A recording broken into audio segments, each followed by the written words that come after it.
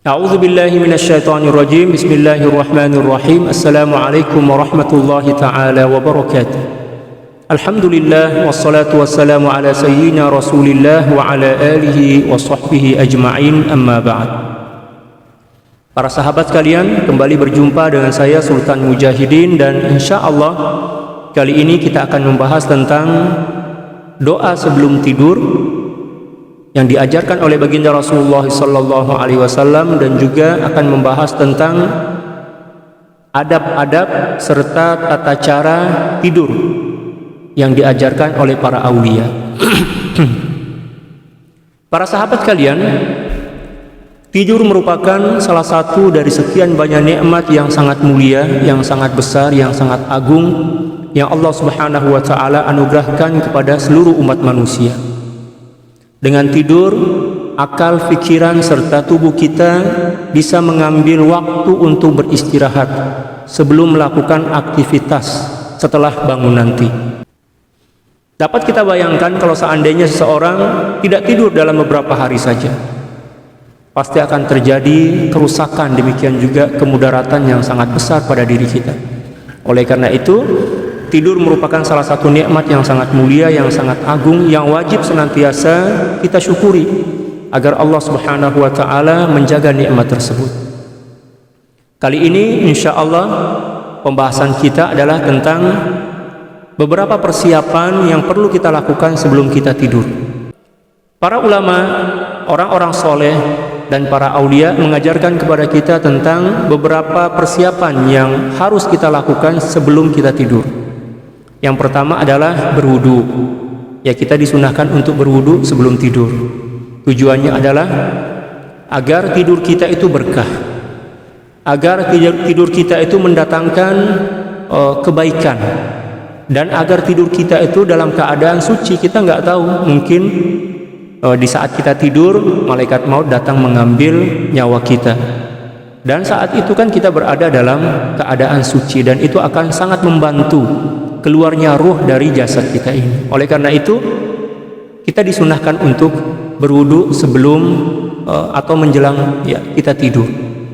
Setelah kita berwudu, kalau sempat kita usahakan untuk sholat taubat 2 rakaat. Pada rakaat pertama kita bisa membaca suratul Fatihah dan membaca Qul ya ayyuhal kafirun.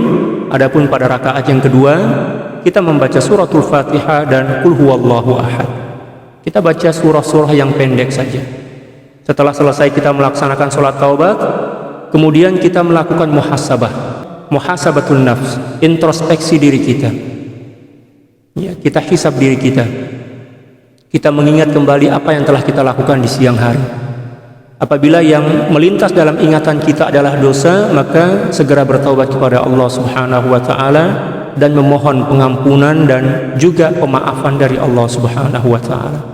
Dan apabila yang melintas dalam ingatan kita adalah ketaatan yang kita lakukan di siang hari, maka kita diajarkan untuk segera bersyukur kepada Allah Subhanahu wa taala dan memohon kepadanya agar amal ibadah itu dijaga dan dipelihara oleh Allah Subhanahu wa taala agar tidak rusak. Setelah kita muhasabah, kita bisa membersihkan hati kita dari sifat iri, dengki, hasad, dan kita memaafkan semua orang yang pernah melakukan kesalahan kepada kita. Kita lintaskan dalam hati kita, ya Allah, saya memaafkan seluruh orang yang melakukan dosa, baik dengan sengaja maupun tidak sengaja kepadaku. Agar kalau seandainya kita meninggal dunia, maka ruh kita meninggal dalam keadaan ringan, meninggal dalam keadaan tentram dan bahagia.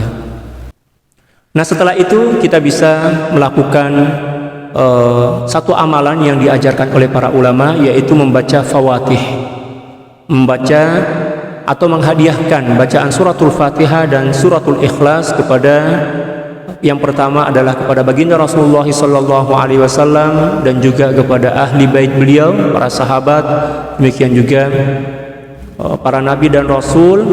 Dan yang kedua adalah kepada guru-guru kita, kepada guru-guru kita, terutama kepada guru spiritual kita, kepada murabbi kita, kepada mursyid kita. Dan yang ketiga, kita hadiahkan kepada seluruh para aulia, ya, para ulama, kedua orang tua kita dan kaum muslimin dan muslimat secara umum. Ya, masing-masing kita baca suratul Fatihah dan kita hadiahkan masing-masing suratul Ikhlas 3 kali. Yang pertama kita bacakan untuk baginda Rasulullah dan keluarga beliau, para sahabat dan para nabi dan rasul, 1 kali suratul Fatihah, dan kita hadiahkan tiga kali suratul Ikhlas. Demikian juga untuk guru kita, dan yang ketiga adalah untuk para ulama, para aulia, kedua orang tua kita dan kaum muslimin dan muslimat. Ya. Nah, setelah itu barulah kita berdoa dan kita berniat. Ya, berdoa kepada Allah Subhanahu wa taala agar tidur kita ini dicatat sebagai ibadah di sisi Allah Subhanahu wa taala. Demikian juga kita melintaskan niat. Saya berniat tidur karena Allah Subhanahu wa taala dan mengikuti sunnah baginda Rasulullah sallallahu alaihi wasallam. Tujuannya adalah agar sepanjang tidur kita itu dicatat oleh Allah Subhanahu wa taala sebagai ibadah. Jadi tidak kosong. Itulah perlunya niat. Baginda Rasulullah sallallahu alaihi wasallam bersabda, "Innamal a'malu binniyat wa innamal likulli imri'in ma nawa." Sesungguhnya, ya, amal itu bergantung kepada niatnya, dan seseorang akan mendapatkan sesuatu tergantung niatnya. Seperti itu ya. Nah, setelah itu kita ya berbaring. Ya, kalau bisa berbaring, ya, menghadap ke kiblat. Ya, berarti kepala kita berada di selatan, lalu kaki kita berada di utara, muka kita menghadap kiblat. Ini hukumnya sunnah. Ya, tujuannya apa? Agar kita mudah untuk membayangkan keadaan kita ketika di liang lahat nanti, kan? Ya, ketika kita dikubur nanti seperti itu posisi kita, menghadap ke kiblat, kepala kita berada di selatan dan kaki kita berada di utara. Nah, sebelum kita tidur, kita harus usahakan agar tidur kita itu lebih cepat, lebih awal.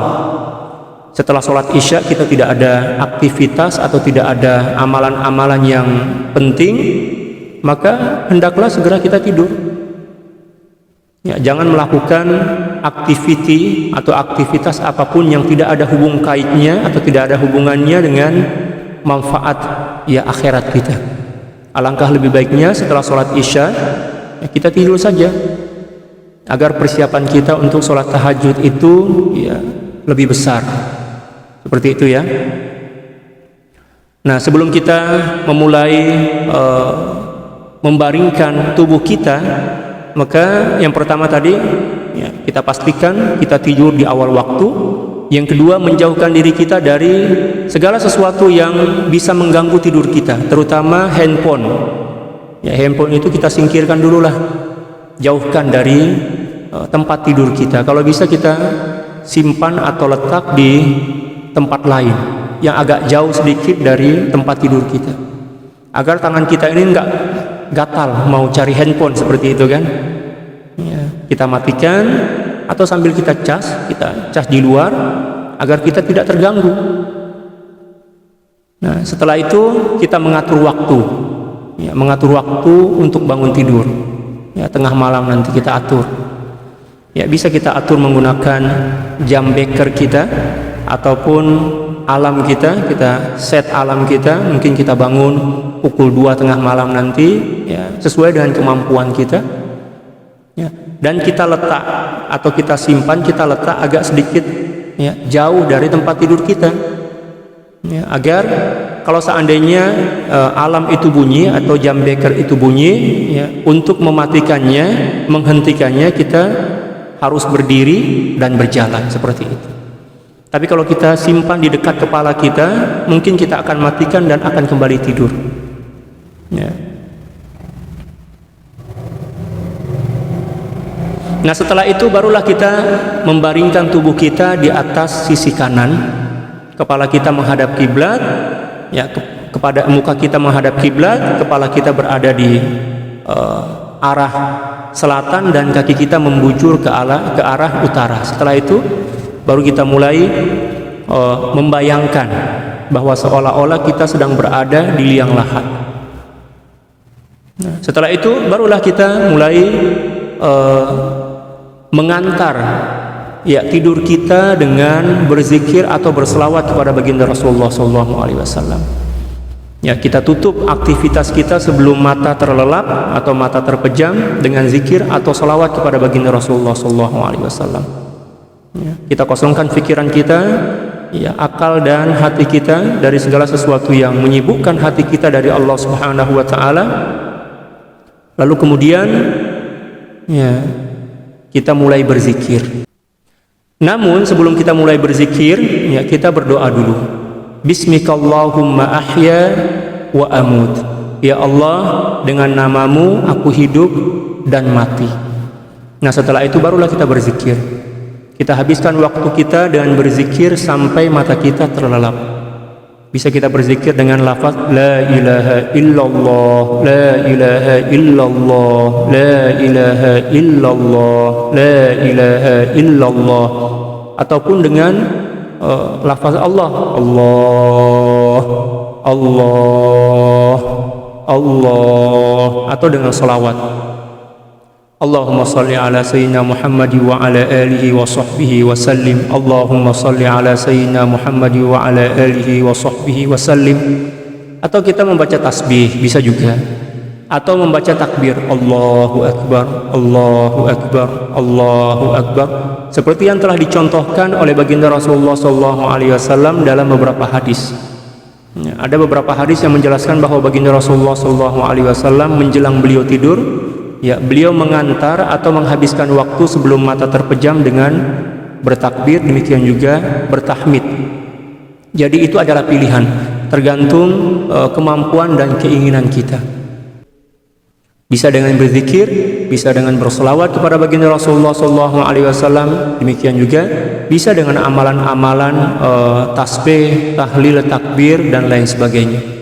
Yang penting adalah kita menghabiskan waktu menjelang tidur kita itu dengan ingatan kepada Allah, berzikir kepada Allah Subhanahu wa Ta'ala, agar tidur kita ini dianggap sebagai ibadah dan dicatat oleh Allah Subhanahu wa Ta'ala sebagai ketaatan. Dan kalau seandainya kita meninggal dunia ketika kita tidur, insya Allah kita meninggal dunia dalam keadaan husnul khatimah, karena kita menghabiskan waktu kita menjelang tidur dengan beribadah kepada Allah Subhanahu wa Ta'ala.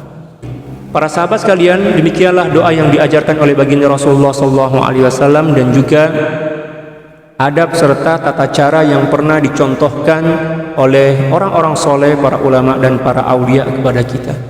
Semoga video ini bermanfaat untuk kita semua, dan semoga Allah Subhanahu wa Ta'ala senantiasa membimbing hati kita untuk kembali kepadanya dengan kesucian dan dengan kesempurnaan iman. Allahumma amin. Sekian dari saya. Wassalamualaikum warahmatullahi taala wabarakatuh.